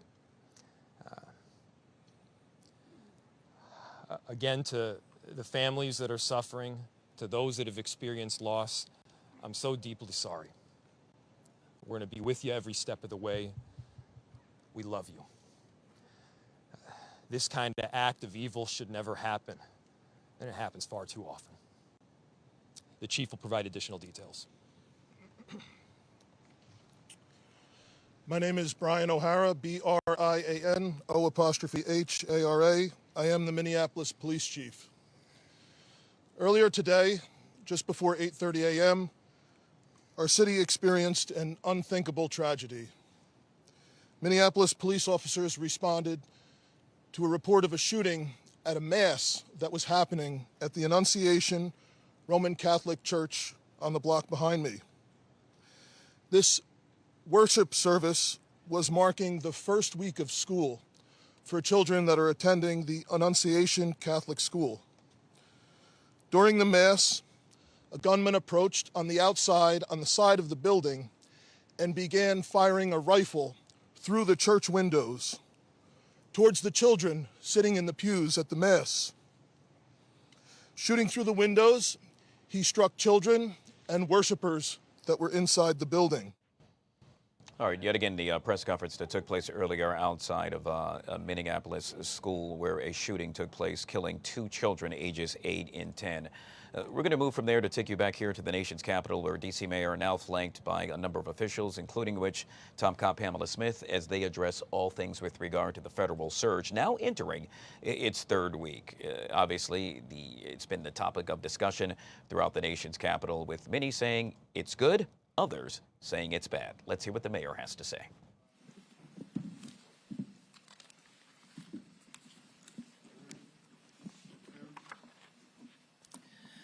Good afternoon, everyone. I am Muriel Bowser. I'm the mayor of Washington, D.C. We are in one of the district's buildings, the Marion Barry building, and I am joined by members of my senior team, the city administrator for the district, Kevin Donahue, MPD's chief, the chief of police, Pamela Smith, deputy mayor for public safety and justice, Lindsay Appiah, the Deputy Mayor for Health and Human Services, Wayne Turnage, and the Director of the D.C. Department of Human Services, Rachel Pierre. So I am here today. For those of you who are new to covering us, we are providing a situational update on the surge of federal resources in Washington, D.C. This will be a longish update. We're going to go through many slides giving you a state of affairs, and then we will have time for questions. I always want to remind people and give you a quick little primer of who we are in Washington, D.C. We are, unlike any other place in America, not quite a state, not exactly a city. We function as a city, county, and state. More than 700,000 Americans live here. We have a greater population than 2 states, and we fulfill all of the responsibility of citizenship. We pay federal taxes. In fact, we pay more per capita than most places, and we get back less. We have no voting representation in Congress. Our Congresswoman Eleanor Holmes Norton does not have a vote, and we do not have any voting we have no representation in the Senate. The district was granted home rule by the Congress in 1973, giving us the ability to govern ourselves, but leaving the Congress and the president approval authority in many aspects of our budgets and laws. And as I have discussed over the last couple of weeks, the Home Rule Charter that I just referenced also gives the President of the United States a special provision allowing the President to compel the Mayor of Washington, D.C. to provide MPD services for federal purposes if the president declares an emergency. So the district is coordinating with the federal government, our federal partners, while we are maintaining on all aspects of the presidential emergency, while we are maintaining the provision of excellent government services. Last week, I instituted an emergency operations center. At the time, we called it an incident management team that helps us to organize within the government how we respond to emergent situations. And responding, making sure we are getting back to the federal government and making sure that our lead agencies in DMPSJ and MPD have everything that they need from the Fed. We organize in this manner. This Emergency Operations Center will also allow us to support federal surge or any federal task force activities beyond the emergency. So today we will be mainly focused on 3 of the 4 work streams, and let's start with public safety. And you have heard us talk many times. Many friends don't know how unique our system is in Washington, D.C. So when we talk about the criminal justice system in D.C., It's not a local system. So unlike any state or city, our city ecosystem for public safety combines local responsibility and federal responsibility. As you see, the Metropolitan Police Department, the brave men and women who protect us, of course, our city government. The DC jail is where people who have been arrested are held pre-trial. The federal system includes supervision of people before they go to trial. The federal government and the United States Attorney is responsible for all adult prosecution. Youth prosecution is a local responsibility belonging to the Attorney General for the district. The courts are federally appointed judges. And then when we talk about detention and incarceration, DC jail will hold some people and other people will go on to serve the remainder of their sentences at federal prisons in the Bureau of Prisons. We detain our youth with the DYRS. All of probation, both for adults and for youth, are a federal responsibility. I'd like now to talk about something you've also heard me talk about, and there's been some debate in our local press about what's happening with policing in DC and the number of police that we have in particular. So we wanted to give you a long view about where we are with the number of police, and we can talk a little bit about where I think we need to go. And Kevin and Lindsay, if you want to jump in to talk about the trajectory of policing, police hiring. Sure. I'll talk about the long view, and Deputy Mayor Pia will sort of talk about the past few years. So this chart shows an arc that dates back about 30 years. The first portion, you see a steady rise to try to drive towards 4,000 officers. That was achieved in 2008. Then you see a period of about 10 or 15 years where it undulates up and down, often for different reasons. There was a recession in 2008 to 2010. Budgets were cut as a result, and you see the numbers slide down. Then it pushed to build it back up to 4,000. Then there was a retirement bubble, largely from folks hired 25 years prior in the late 80s, early 90s. So it slides down to 3,700. Then we put in place very specific hiring and retention strategies, and you see it go back up. It undulates back up towards 4,000. The difference now is that you see a departure from that trend up and down between 4,000 and 3,700 that you saw over the past 10 years. Starting in 2020, that began a steady decline. Part of this was a national trend where it was just more difficult to hire law enforcement. Part of it was the result of choices that we made in DC around the budgets in 2020, and subsequently around the laws that govern policing that would make DC and MPD a less desirable place to come if you're a young person considering that career and you have choices between where to become an officer, whether it's local or federal. And I'll have DM Pia talk in more detail about what we've seen the past few years. Sure. So as the city administrator said, there's been a number of things that have affected our sworn staff, and we've, on the executive side, have worked to try and address those issues, because what the mayor has maintained is that we always say the path to 4,000, and so we believe we need 3,800 to 4,000 officers. And so some of the work that we've done in the past several years, you can see when we started to see more significant decreases, more attrition than those coming in, is working with council to rebalance our ecosystem towards accountability, because we know that certainly affects police as well. When people commit violent offenses, we say they need to be held. There's a lot of work that goes into actually effectuating arrests in the district, and so we want an environment where police know people will be held appropriately accountable.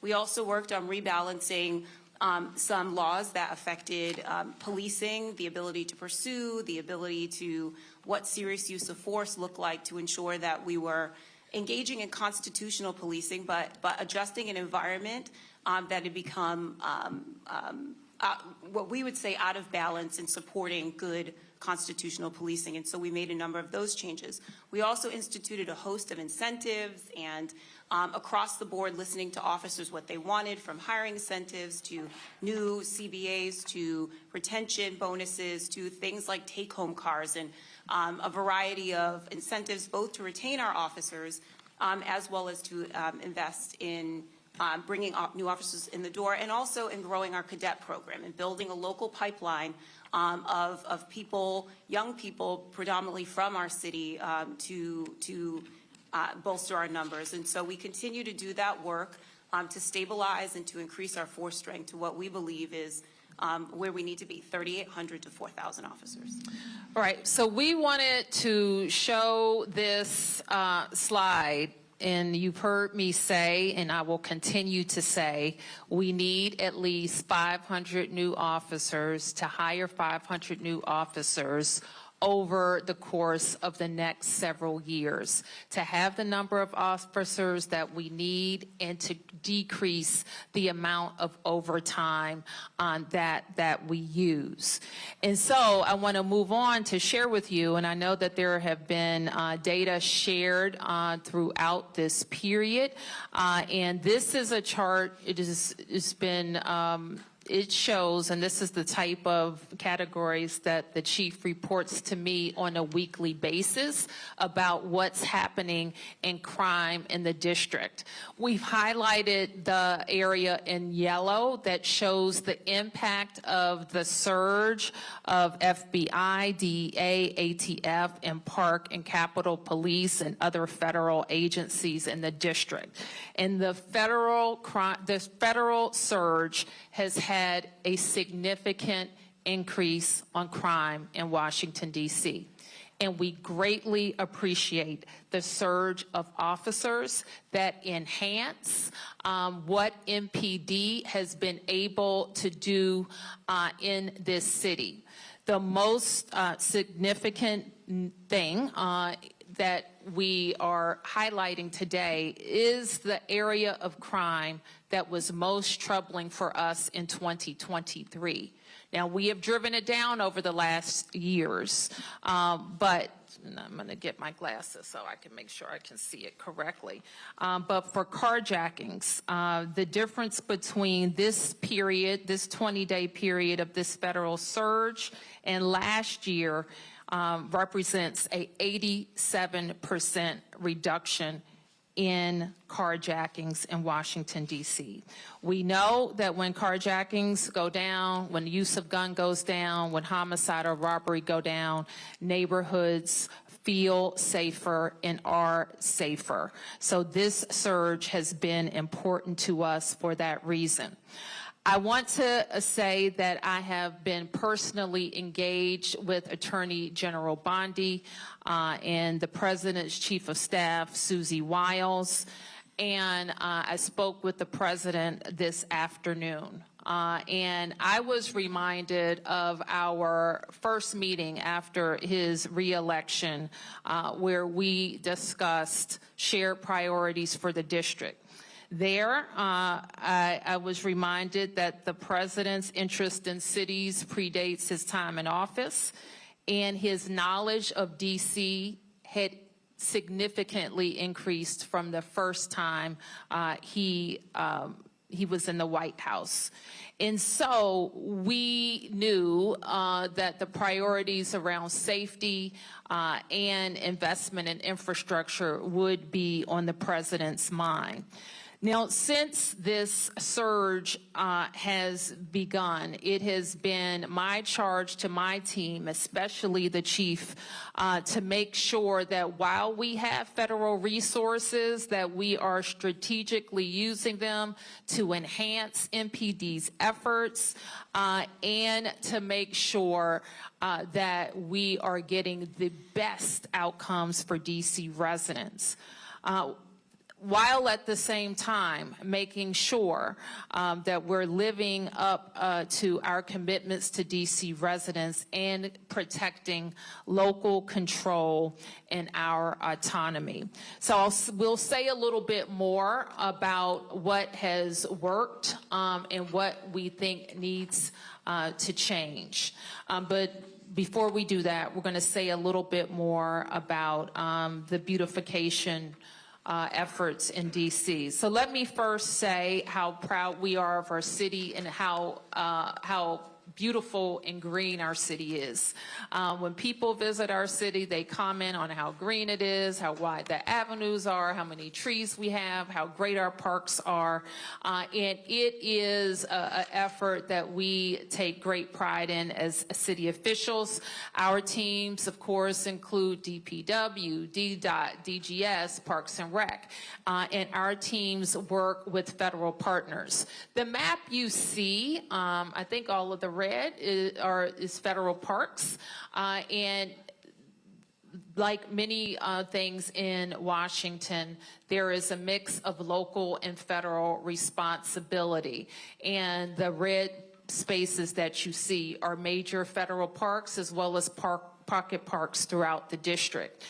The district over the last 10 years, I have had a significant effort on improving infrastructure, especially alleys, local streets, trees, lights throughout the district. And you can see the change over these last 10 years of roads that were in poor condition to roads that are now in good or excellent condition. We will, though I don't know much of the details, we will be supportive of the president's $2 billion request to improve infrastructure, especially federal infrastructure in the district. So I want to move on now to talk about homelessness and our efforts to help people who are experiencing homelessness, who are in encampments, or who are on the street. I wanted to share a little data about our experience over the last couple of years. We do a point-in-time count every year. This point-in-time count showed that just over 5,000 people were experiencing homelessness in DC. Most of those people are utilizing shelter. We achieved a decrease from 2024, which was our first major decrease in 3 years since the pandemic. We've seen an 18% decrease in family homelessness and 4.5% decrease among single adults. Now, sometimes people are surprised when I make this statement, but it is a fact. We have a relatively small encampment problem in DC. It, however, is highly visible. And we spent a lot of time with our outreach staff at encampment sites trying to connect residents to services. It is among the most difficult human services issues of our time. Connecting people who are frequently have very significant mental health issues to services and getting them to voluntarily accept services. So you'll note that in January 23, this was the height, we think, of our encampment proliferation with 94 locations. By 2025, that was down to 74 locations. The number of people we believe were in those encampments at the height were 294 people, down to 128 people by July of 2025. So what we're doing now, there has been, and it is also our belief that our system can accommodate everybody inside. So this week, I think Thursday or Friday, we are going to do another census count of unsheltered people in DC. That will give us an accounting of if any tents remain, where those tents are, the number of residents living there, and the number of people who may not be in tents but are still on the street. We want to know where they are so that we can connect them to services and get them to come inside. So I just want to wrap up by talking a little bit about next steps. Firstly, in the next couple of days, I will issue a mayor's order that spells out how our Emergency Operations Center will continue to engage with the federal clean and safe and beautiful task force and ensure that task force resources continue to be strategically deployed in the district.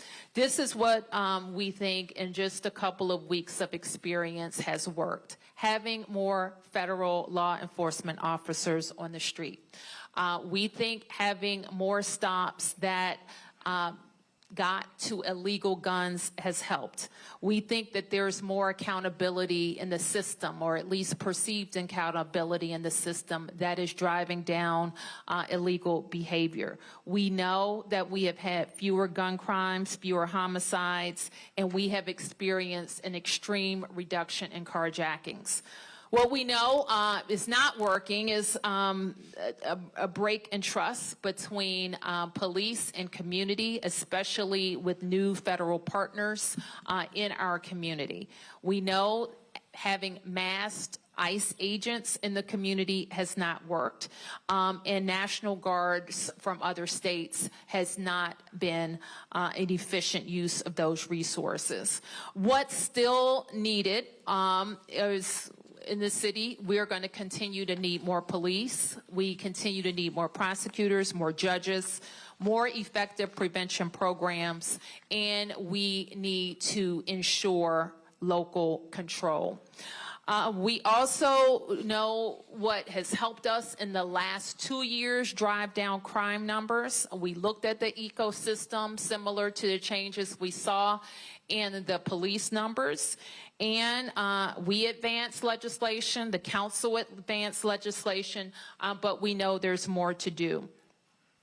We will continue to work with the DC Council and the Attorney General on legislative changes that will promote more accountability.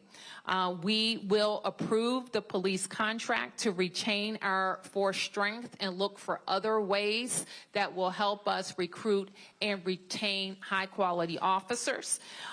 We will offer a hiring and retention bonus to help us shore up our path to 500 new officers. And we, of course, are focused on ensuring accountability throughout our system. There are other non-law enforcement things that we will continue to focus on to promote safety, including unifying our violence intervention programs, increasing the capacity of our homeless services programs, making sure we're providing more mental health services to youth and adults, and delivering a new residential youth treatment center. Now, while this isn't a work stream of the federal task force, we include it in all of our discussions, and that's how we recharge the district's economy. You have covered a lot the problem with the CR that caused us, the most recent CR that caused us to have to cut $1 billion from our budget, which in fact impacts our ability to quickly pay raises for firefighters and police officers. We are also very focused in working with the feds on stabilizing the federal workforce, accelerating land transfers where it makes sense, modernizing federal leasing, and other specific DC incentives that will promote our economic growth and recovery from many of the changes in our federal landscape. So that is a quick update, quick-ish update on where we've been in the last 2 weeks and where things stand. So with that, we'll be able to take a few questions. Let me get you, please. Thank you. Rafael with Channel 9. Yep. Mayor, it says that there have been two questions. There have been more than 1,500 arrests. Can we make the distinction between, or how are we quantifying between a federal arrest or an MPD arrest? And then another question for Chief Smith. Chief Smith, I think we made it clear that there's a trust that's been broken because some of the lines are being blurred when people on the street see MPD and federal agents responding maybe to the same scene. Perhaps to you it's clear who's doing what, but to the community it's not. How do you build that trust after the surge? So let me just answer the question on these data represent MPD and federal arrests, but maybe not all federal arrests. Okay? And Chief, you want to talk about Christ? Sure.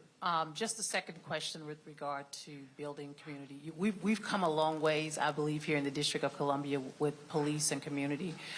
We know that there is some work for us to do once the surge ends. We need to make sure that we are in our communities again. We're still there. We're still working with our community, and we're still creating, if you will, a space where we can have Q&A and answers with regards to our federal partners. We have worked with our federal partners. This is nothing new. We just have an enhanced presence, right? One of the things that I shared maybe a couple of weeks ago is that we have been specific in the locations where we would like for our federal partners to support us in with respect to those areas where we've seen a little bit of high crime, and we've placed them there in those locations with us to support those efforts. Yep. Right here. Mm-hmm. Good afternoon, Felicia Ashley, ABC7. In talking with Community and Interactions, the Joint Task Force just sent an update yesterday that MPD made a request to have Joint Task Force staffing at certain metro stations as relates to where school areas are at the start of school. Can you elaborate on what that partnership will look like and also your intention and hope behind that request as well? So with respect to the metro stations, I think that's really Metro Transit because I don't have oversight over the metro stations. With regard to having a federal task force available to us, when we do see surges and spikes in crime, it will certainly be helpful for us. We know that our federal partners work with us when we have various operations, or some folks like to call them takedowns around the city, very complementary in that space. And the expectation is that we will continue those efforts and hopefully have the opportunity when we want to conduct different operations or different surges, we can call upon them to be able to support us. Yep. I'll get you in a second. Yep. Madam Mayor, yes, thanks. In your conversations with the president, what assurance did you get that he would not attempt to go beyond the 30 days? That was not something that I discussed with the president, but with the Attorney General Bondi, and we will continue to work on how our Emergency Operations Center and the Federal Task Force can work together. Yep. Earlier this week, activists were out front of the D.C. courthouse during arraignments that lasted well into the night, about 100. My understanding is a good portion of them were no papered. I just wanted to get your thoughts around that, just seeing as though police are arresting people. Yep, that's a great question.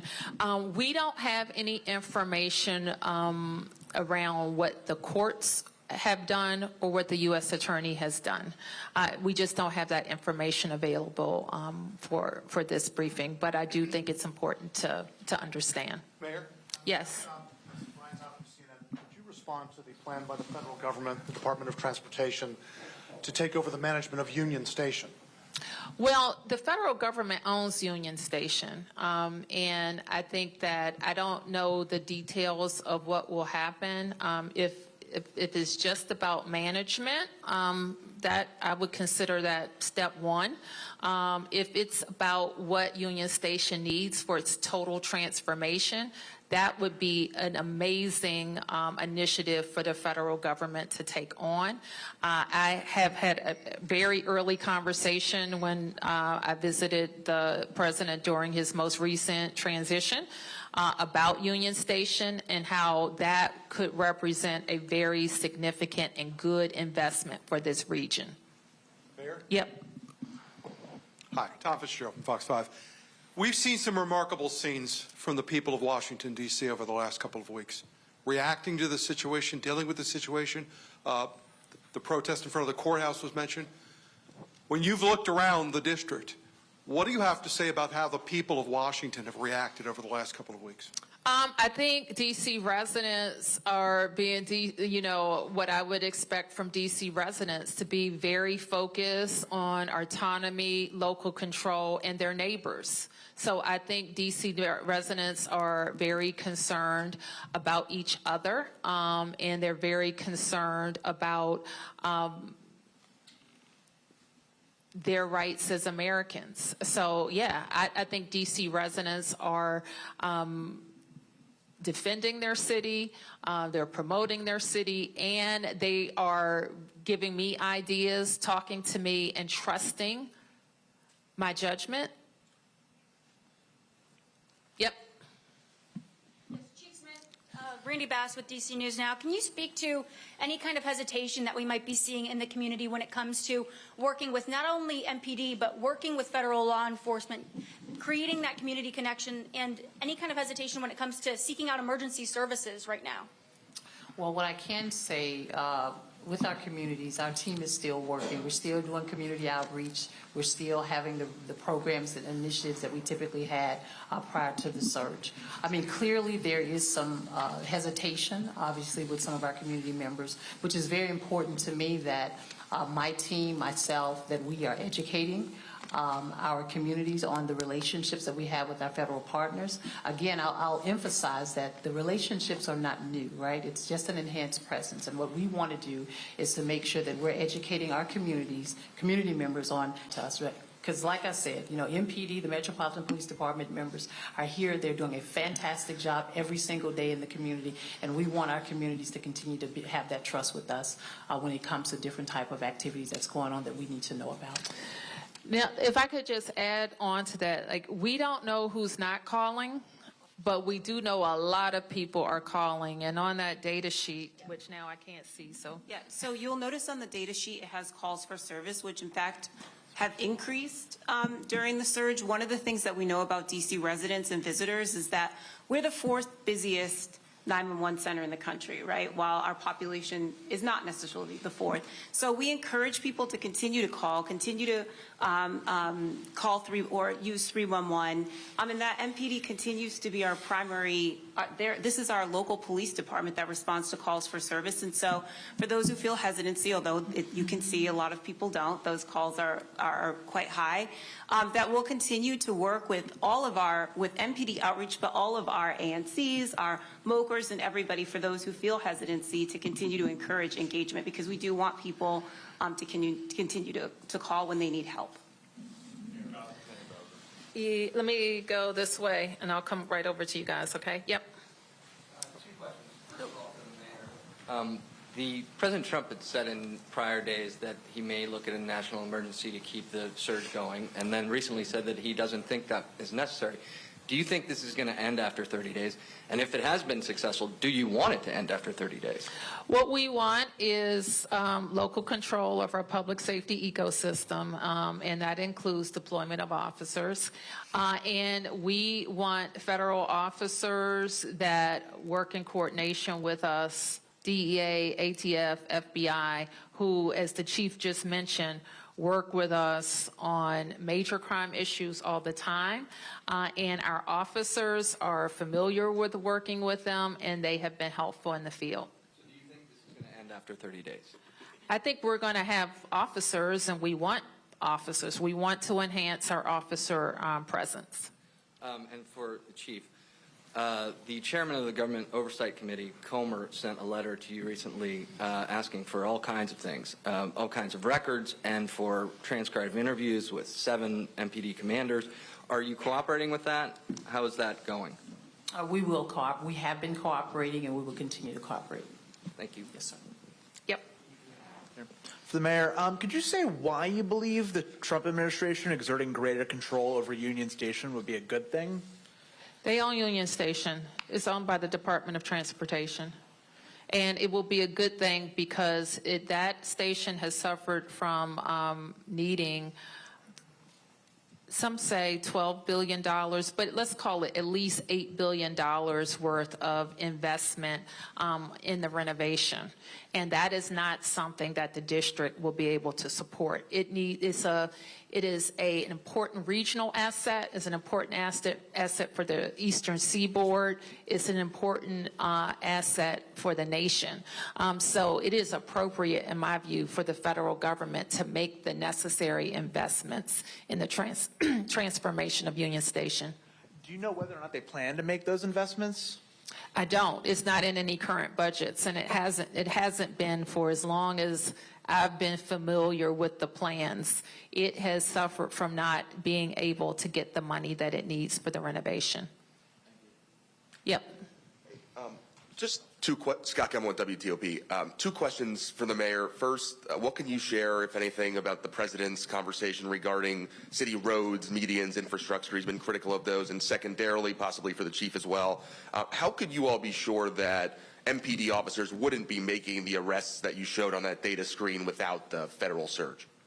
Say that. Can you give me that last question again? Sure. Just how could you be sure that MPD officers wouldn't have made all of the arrests that were illustrated on those charts without the federal law enforcement surge?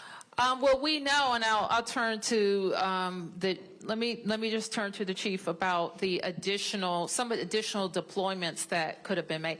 Let me put it this way. If there were 500 additional MPD officers, that same activity, arrests, and gun recovery would have likely been made. That's it? That's it. The infrastructure, roadway criticism. Oh, the infrastructure and roads. I think that it was a very high-level conversation, and I wouldn't say it's any different than what he's already said about roads, medians, and grass. Yes. Thank you, Mayor Bowser. Joe Khalil with News Nation. You've said you agree with the $2 billion investment that President Trump is asking Congress for D.C. He has said he expects those projects could take anywhere from 6 months to a year. So do you expect that timeline is accurate? And if it is, do you expect there will be some kind of federal presence here in some form for a full year doing that? I have no idea what the projects are, other than what I've heard or the timeline. Our experience with those type of projects is they take long, but I couldn't comment on that because I don't think there's been a listing of projects. And you've acknowledged here that some of the crime has come down significantly in the federal takeover here. There are surge in the federal surge. Excuse me. There are several other cities President Trump has floated also for potential National Guard presence. A lot of those cities' leaders have pushed back on that. Would you recommend that they accept the Guard or federal resources as has happened here?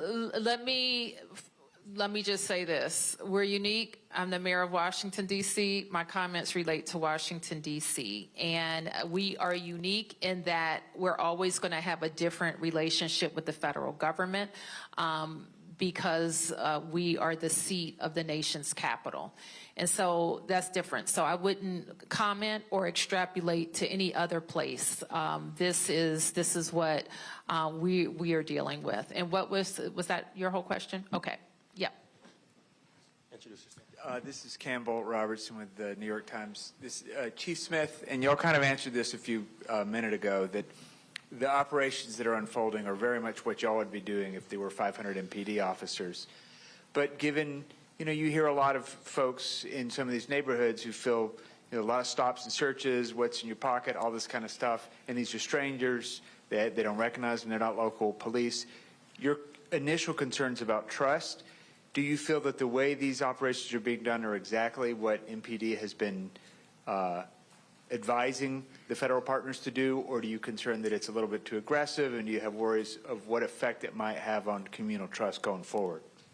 And I think anytime you have an influx of anything, there is some concern, and especially in this case where we've built relationships with our community and now we have additional law enforcement officers present, which is why it's really key and important for me to make sure we have the Metropolitan Police Department officers aligned with our federal partners. Some of the things that you're seeing is some of the ask and requests from community.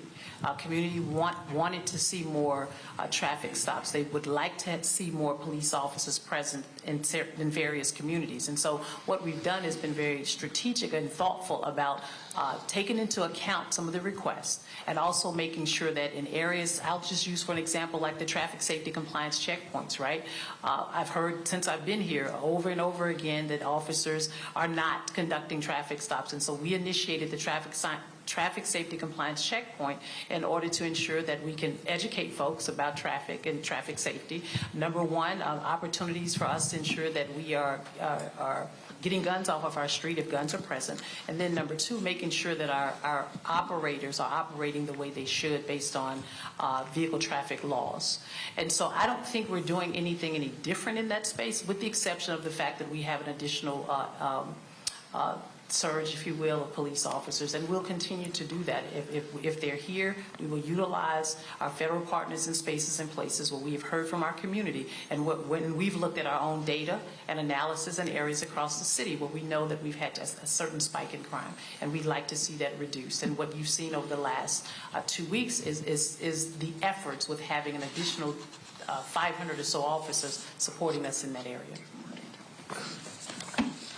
If I could just, I want to maybe go in a bit more detail, and I'm wondering from the slide if we can pull up the data chart again, because I do want to highlight, it's a complicated slide, so I want to make sure since you all have a copy, it's read well. So when we look at, in any circumstance, has there been a change in crime reported? We can slice it and compare it different ways. So the one you see in yellow is the most traditional way that we and other people compare crime now to when we ask ourselves, how are we doing? Which is we compare how crime is now to the same period of time in the prior year. The reason for that is that crime can be seasonal, so we want to have a consistent basis for comparison. In the yellow, you see the most traditional comparison that we have, which is over the period of time in which we've had a federal surge this year, what did it look like last year? And so you see fairly precipitous declines, particularly in robbery, carjacking, and overall violent crime. If you were to go to MPD's website and look at crime cards and look at violent crimes with a gun, it'll more or less mirror the robbery, about a 60% reduction in crimes involving a gun when we look at the period of time now to the past time. But then, because of the scrutiny, said, well, what else, how else do we look at it? So if you look at to the right of the slide, you see, well, let's compare within this year. Look at the 20 days since the federal surge compared to the 20 days prior. And the way to read those numbers is not based on last year, but recognizing we already had good momentum coming into the federal surge, and it made it better. And so on the far right, and I'll just sort of look at the violent crime, the very far right was sort of the year-to-date prior to the date of the surge. It was down about 26%. And as a result of the drops we've seen during the surge, you see it tick upwards. And the most significant manifestation of this we really see in carjackings, which, as the mayor said, is a crime that strikes fear in many people because you can be targeted quite randomly. And that's where we've seen the largest impact of nearly a 90% change when we look at what's happened during the past 20 days and what looked at this in the past year. So that's for the totality of that slide. Okay, who has it? Mark?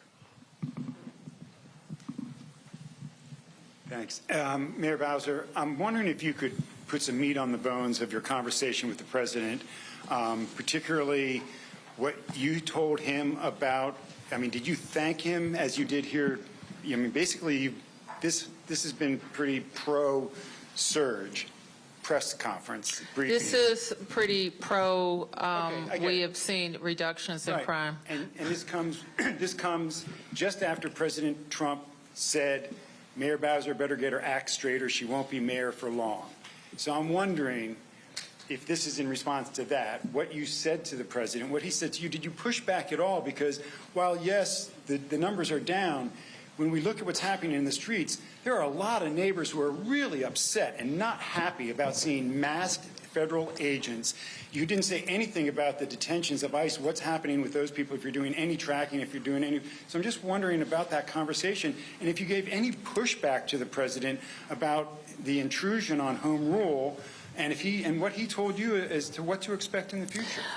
Mark, let me say we had a what I would call a courtesy meeting with the president. I had following a substantive meeting with the Attorney General, who is his designee on this issue, along with the Chief of Staff. And I'm not going to talk about the details of that conversation. You have seen what I have laid out in terms of our concerns, and you have seen what I have laid out in terms of the benefits. And that is the huge number of federal law enforcement, not National Guard, federal law enforcement, that have enhanced NPD's deployment capacity. Did you push back about the masks at all with either the Attorney General or the President about these law enforcement agents not wearing name tags? Mark, I'm concerned about masks. And so while I'm not going to give you like a rundown of every word that was said in the meeting, you can be assured that the things that we are very concerned about, we are working on a resolution for. And what about the ICE detentions? You haven't said much about those at all. Do you have any numbers on that, on how many people have been detained? And are you tracking who those people are, or what's happening to those people? We do not have any information on anybody who was detained by ICE, as far as I know. And I am concerned for sure because we think anything that we do and anything that we're going to ask the federal partners to do is focused on violent crime. I'm sorry, I don't know who's speaking. Okay. Okay. About the economic impact of those ICE detentions within covering families who are losing their homes, they are losing their jobs due to the fear, due to the immigration enforcement. What can you tell us? And what can you tell the Hispanic community and the immigrant community? Well, I'm devastated by people living in fear. I think you know very clearly how I feel about our nation needing comprehensive immigration reform, about the Congress establishing a pathway to citizenship for hardworking people who came to this country for a better life and who are not criminals, who are law-abiding. And I think when that question is finally answered, that's the only way to deal with this fear, or to deal with these agencies going after law-abiding people. Yep. Thank you. Olivia George with the Washington Post. Two questions. First, for the mayor. Under the Home Rule Act, what specific requests have been made for MPD services by the federal government, and how have those requests been communicated? Oh, we wouldn't be able to enumerate them here, but we do have a way of kind of centralizing requests. And one for Chief Smith, related to what was just asked. In what capacity is MPD assisting ICE with immigration enforcement? Based on the President's executive order, we are supporting the ask of the Metropolitan Police Department to support our federal partners in this effort. Yep. Mayor, thank you. Josh Chapin at Channel 7. Unfortunately, we saw a murder this week. I know there were some people in the federal government that were counting days without homicide. It doesn't matter. Unfortunately, someone was taken. I'm just wondering, and maybe this is a better question for Chief Smith, but more officers going in, whether it's MPD officers or federal troops going into a place like Southeast or places where we've seen violence in recent weeks.